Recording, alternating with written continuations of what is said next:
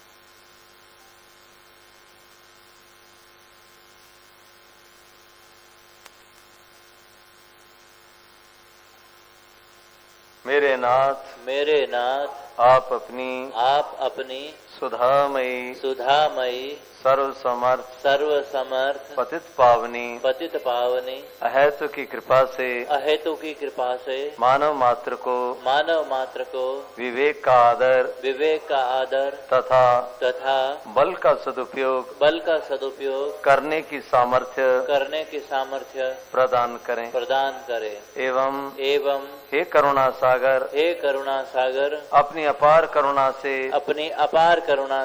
शीघ्र ही राग द्वेष का नाश करें सभी का जीवन सेवा त्याग प्रेम से परिपूर्ण हो जाए हे नाथ हे मेरे नाथ मैं आपको भूलूं नहीं श्याम रामचंद्र भगवान की जय और मुकुटवंशी वाले की जय उमापति महादेव की जय पवन सुत हनुमान जी महाराज की जय अनंत कोटि सब संत महात्माओं की जय गीता गंगा गौ माता की जय आज के आनंद की जय ओम नमः पार्वती पते हर हर महादेव।